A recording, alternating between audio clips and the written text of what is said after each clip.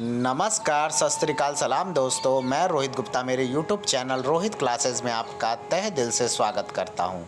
दोस्तों, हम यहां आर्य कंपटीशन टाइम्स की पुस्तक वर्ल्ड हिस्ट्री पढ़ रहे थे और इसमें हमारा आज चैप्टर नंबर 11 वाणिज्यवाद स्टार्ट होने वाला है। तो वीडियो को स्टार्ट करने से पहले आप सभी लोगों से अनुरोध है कि जो लोग भी इस वीडियो को देख रहे हैं वो प्लीज़ वीडियो को लाइक कर दीजिए। चैनल को अब तक जिन्होंने सब्सक्राइब नहीं किया है दोस्तों, वो प्लीज़ चैनल को सब्सक्राइब करके बेल आइकन प्रेस कर दीजिए ताकि आने वाली वीडियोज़ आपको सही टाइम पर मिल सके। और वीडियो को शेयर करना आप लोग मत भूलिएगा। और जिन लोगों को लगता है दोस्तों कि मैं वीडियो में बहुत स्लो बोल रहा हूँ, तो प्लीज़ आप लोग अपने यूट्यूब के सेटिंग में जाके प्लेबैक स्पीड बटन को 1.5x कर लीजिए ताकि आपको मेरी वॉइस दोस्तों आपके माध्यम के अनुसार मिल सके। ओके, तो चलिए स्टार्ट करते हैं वर्ल्ड हिस्ट्री में चैप्टर नंबर 11 वाणिज्यवाद। थोड़ा बड़ा कर लेते हैं दोस्तों।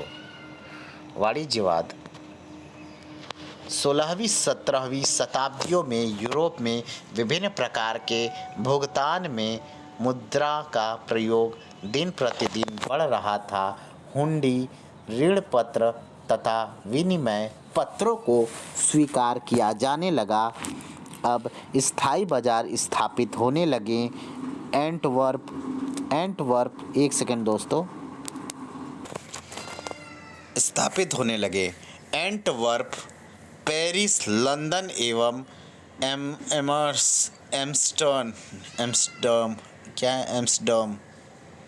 एम्स्टर्डम में मेलों का स्थान स्थायी बाजारों ने ले लिया। आगे दोस्तों, फैलते हुए व्यापार के कारण डाक सेवाएं सुधारी गईं तथा उन्हें प्रभावी बनाया गया। आगे है 16वीं शताब्दी के दौरान अटलांटिक क्षेत्र व्यापार की दृष्टि से भूमध्य सागरीय क्षेत्र तथा पूर्वी क्षेत्र में पूरी तरह जुड़ गया। यह व्यापार मुख्यतः कपड़ा, मछली, शराब, नमक जैसी दैनिक जीवन में काम आने वाली वस्तुओं का था। आधुनिक काल के प्रारंभ में संयुक्त पूंजी कंपनियों ने यूरोप के व्यापार को विश्व व्यापार बनाने में काफ़ी मदद की। इसके अंतर्गत व्यापारियों को कुछ खास क्षेत्रों में व्यापार करने का एकाधिकार मिल गया। वाणिज्यवाद का अनुसरण यूरोप में मोटे तौर पर 1500 ईस्वी से 1750 ईस्वी यानी 16वीं से 18वीं शताब्दी के बीच किया गया। आगे है, इस समय यूरोप में शक्तिशाली राष्ट्रीय राज्यों की स्थापना की भावना जोर पकड़ने लगी। राज्य शक्तिशाली तभी बन सकता है जब उसके पास पर्याप्त धन हो। आगे है दोस्तों, अधिकाधिक धन केवल अनुकूल अंतर्राष्ट्रीय व्यापार द्वारा ही प्राप्त किया जा सकता है। ऐसी स्थिति में धर्म के स्थान पर धन को महत्व मिला। राजाओं ने सोना एवं चांदी को अपने देश की ओर आकृष्ट करने और अपने देश से उसको बाहर जाने से रोकने के लिए नियम बनाए। ठीक है, आगे देखते हैं दोस्तों। आगे है, इस प्रकार व्यापार और वाणिज्य को नियमित करके अधिकाधिक सोना चांदी प्राप्त करने की नीति को ही वाणिज्यवाद या वणिकवाद कहा जाता है। आगे दोस्तों, वाणिज्यवाद शब्द का सर्वप्रथम प्रयोग ब्रिटिश अर्थशास्त्री एडम स्मिथ ने अपने प्रसिद्ध पुस्तक राष्ट्रों की संपदा वेल्थ ऑफ नेशन में किया, जिसकी रचना 1776 ईस्वी में की गई। यद्यपि स्थीम ने इसका प्रयोग आलोचनात्मक निरूपण के लिए किया। वाणिज्यवाद का सिद्धांत सर्वप्रथम 1613 ईस्वी में एक इटालियन अर्थशास्त्री एंटोनियो सीरा ने अपने एक लेख उन देशों में जहां खाने नहीं हैं सोना और चांदी लाने की विधियों पर संक्षिप्त लेख में स्पष्ट रूप से प्रतिपादित किया। वाणिज्यवाद के संदर्भ में तीन जी के आशय हैं: स्वर्ण, गौरव और ईश्वर, यानी गोल्ड, ग्लोरी एंड गोल्ड। सही पढ़े हैं क्या? नहीं, गलत पढ़े हैं। गोल्ड, ग्लोरी एंड गॉड, ठीक है, क्षमा करिएगा। आगे गोल्ड के आगे गॉड भी गायब हो जा रहे हैं, चलिए क्षमा करिएगा दोस्तों। वाणिज्यवादियों का प्रसिद्ध नारा था, अधिक स्वर्ण प्राप्त करके अधिक शक्तिशाली बनो, अधिकाधिक बहुमूल्य धातुएं प्राप्त करना तथा अधिकाधिक निर्यात एवं कम से कम आयात की नीति वाणिज्यवाद का प्रमुख सिद्धांत है। वाणिज्यवाद विचारधारा के अंतर्गत बहुमूल्य धातुओं के अपने देश में आगमन को प्रोत्साहित करने एवं निर्गमन को निरुत्साहित करने, आयातित वस्तुओं की अपेक्षा निर्यातित वस्तुओं के मूल्यों का अधिक निर्धारण, देश के निर्यात में वृद्धि के प्रयत्न, आयात पर संरक्षित चुंगियां लगाकर देश के उद्योगों की रक्षा, राष्ट्रीय बचत को प्रोत्साहित करने जैसी बातें शामिल थीं। आगे है टॉमस मन, इंग्लैंड के Anton the मोंटेक्रेटिन,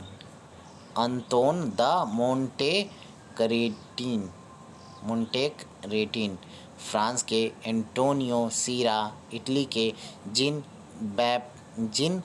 Baptist Colbert, France के सर विलियम पैटी, इंग्लैंड के चार्ल्स डेवनांट, ये दोस्तों हमारे इंग्लैंड के सर जोसिया चाइल्ड, इंग्लैंड के फिलिप विल्हेम वॉन हॉर्निक, जर्मनी के रिचर्ड कैंटिलन, सर जेम्स स्टीवार्ट प्रमुख वाणिज्यवादी थे, विचारक थे। आगे दोस्तों इंग्लैंड का वाणिज्यवादी विचारक टॉमस मन 1571 से 1641 ईस्वी में धातुओं के निर्यात पर प्रतिबंध कदापि नहीं लगाना चाहता था, परंतु व्यापार का अनुकूल संतुलन प्राप्त करके द्रव्य बढ़ाना चाहता था, ठीक है, द्रव्य बढ़ाना चाहता था। वह निर्यातों का मूल्य बढ़ाने के लिए घरेलू वस्तुओं का उत्पादन बढ़ाना आवश्यक मानता था। टॉमस मन आंग्ल वाणिज्यवाद का सर्वोत्तम प्रवक्ता बना। फ्रांसीसी दुखांत कवि एवं वाणिज्यवादी विचारक अंतोन द मोंटेक्रेटिन 1576 से 1621 ईस्वी का कहना था कि हर व्यक्ति को काम करना चाहिए। उसने कहा कि निर्यात अधिक और आयात कम होने चाहिए। आगे है इटली के वाणिज्यवादी एंटोनियो सीरा 1580 से 1650 ईस्वी ने बताया कि जिन राज्यों के पास सोने चांदी की खानें नहीं हैं, वे किस प्रकार इन कीमती धातुओं को अधिकाधिक प्राप्त कर सकते हैं।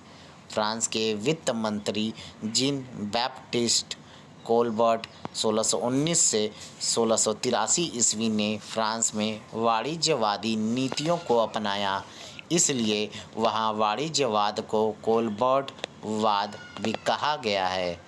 उसने सभी आर्थिक कार्यकलापों पर पूर्ण सरकारी सत्ता स्थापित करने का समर्थन किया। आगे दोस्तों उसने सड़क एवं नहरों के निर्माण से घरेलू अर्थव्यवस्था को सुदृढ़ करना, अनाज के निर्यात पर प्रतिबंध लगाना, गिल्डों पर सरकारी नियंत्रण स्थापित करना, शक्तिशाली जहाजी बेड़े का निर्माण करना तथा शक्तिशाली व्यापारिक कंपनियों की स्थापना करने की वकालत की। आगे दोस्तों अंग्रेज अर्थशास्त्री, वैज्ञानिक एवं दार्शनिक सर विलियम पैटी 1623 से 1687 को सांख्यिकीय पद्धति का प्रवर्तक एवं राजनीति अर्थशास्त्र का संस्थापक कहा जाता है। आगे दोस्तों पैटी का राष्ट्रीय संपदा का सिद्धांत करारोपण पर आधारित था। उसका मत था कि कर अपरिहार्य है। उसने श्रम को संपत्ति का पिता एवं भूमि को उसकी माता माना। आगे है अंग्रेज वाणिज्यवादी चार्ल्स डेवनांट 1656 से 1714 ईस्वी ने आयात पर विवेकपूर्ण प्रतिबंध लगाने का तथा घरेलू उत्पादों की कीमतों में कमी का समर्थन किया ताकि निर्यात में वृद्धि हो सके। उसका मानना था कि मुद्रा का मूल्य उसकी दुर्लभता में निहित है। आगे दोस्तों, पूर्वी भारतीय व्यापार पर निबंध। उसकी प्रमुख कृति है सर जोसिया चाइल्ड 1630 से 1699 ईस्वी ने ब्याज की कम दरों का सुझाव दिया। रिचर्ड कैंटिलन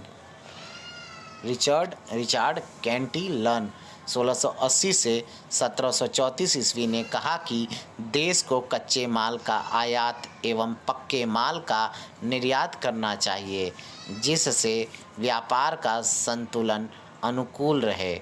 जर्मनी में वाणिज्यवाद के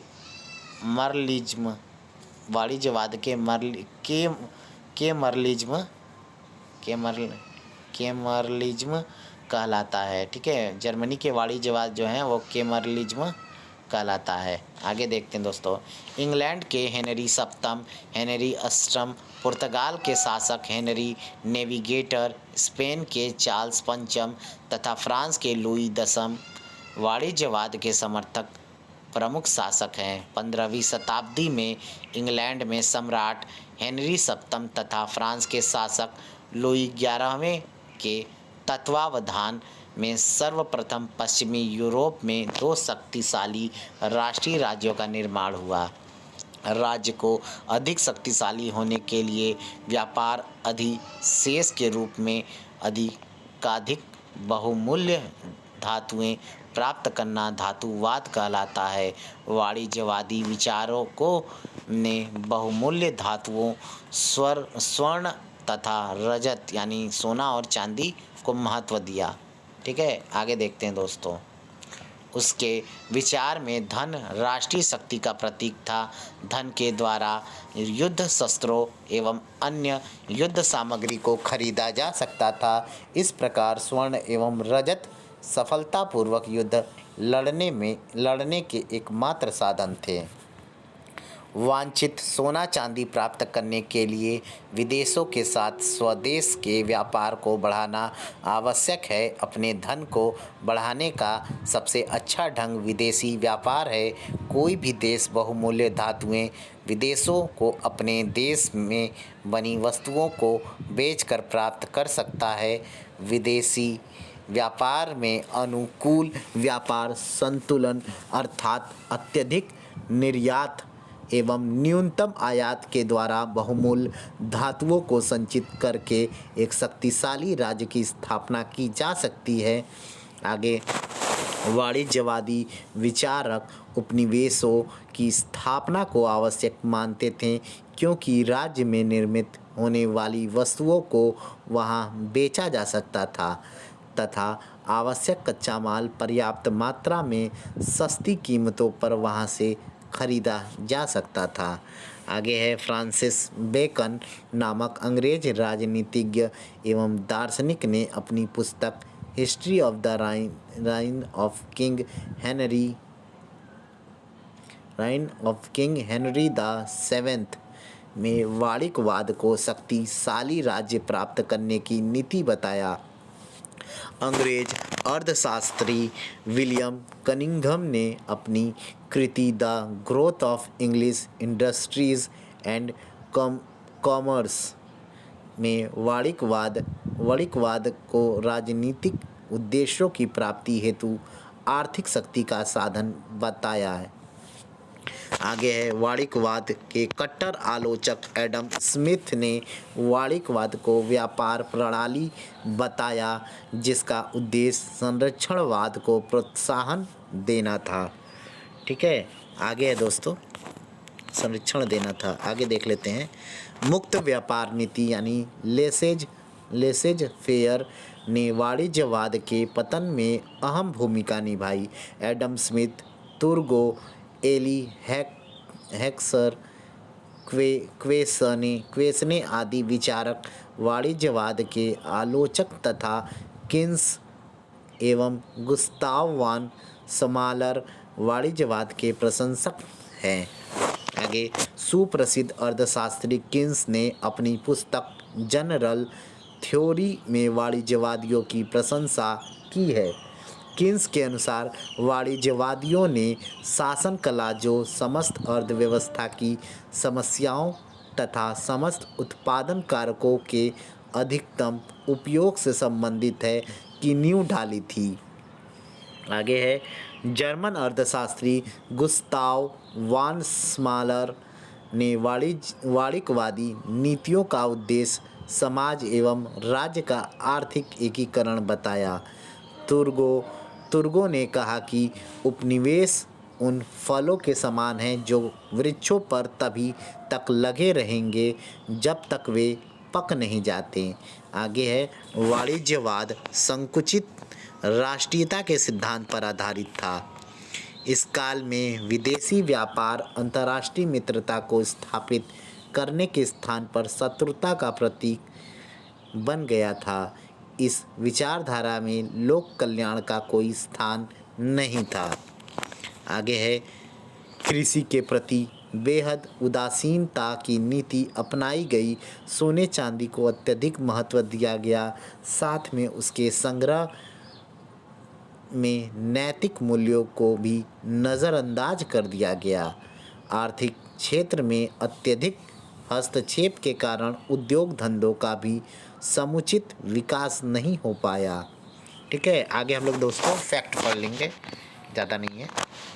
आइए देखते हैं फैक्ट। 1776 ईस्वी में एडम स्मिथ ने राष्ट्रों की संपदा यानी वेल्थ ऑफ नेशन पुस्तक की रचना की। आगे दोस्तों 3G यानी आप जहाँ पे हम लोगों से थोड़ा त्रुटि हुआ था इस वीडियो में, उसके लिए मुझे क्षमा करिएगा दोस्तों। वाणिज्यवाद के संदर्भ में 3G के आशय हैं। 3G का दोस्तों आशय है गोल्ड, ग्लोरी एंड गॉड। ठीक है, स्वर्ण, गौरव और ईश्वर। चलिए, तो इस प्रकार से दोस्तों हमारा ये लेसन जो है चैप्टर नंबर 11 वाणिज्यवाद समाप्त होता है। और अगले वीडियो में दोस्तों हम लोग चैप्टर नंबर 12 फ्रांस की क्रांति पढ़ेंगे, जो कि वर्ल्ड हिस्ट्री का एक बहुत ही महत्वपूर्ण टॉपिक है, फ्रांस की क्रांति। ठीक है, थैंक यू फॉर वॉचिंग। मिलते हैं नेक्स्ट वीडियो में। प्लीज़ आप लोग वीडियो को लाइक कर दीजिएगा। चैनल को अब तक जिन्होंने सब्सक्राइब नहीं किया है दोस्तों, वो सब्सक्राइब करके बेल आइकन प्रेस कर दीजिएगा, ताकि आने वाली वीडियोस आपको सही टाइम पर मिल सके। और वीडियो को शेयर करना आप लोग मत भूलिएगा। और वीडियो में जो भी थोड़ी बहुत त्रुटि होगी दोस्तों, उसके लिए दिल से मैं माफ़ी मांगता हूँ, उसके लिए मुझे क्षमा कर दीजिएगा। और वीडियो को ज़्यादा से ज़्यादा लोगों में शेयर करिएगा। Okay, bye bye, take care, good morning. खूब पढ़ते रहिए दोस्तों, खूब पढ़ते रहिए। लव यू दोस्तों।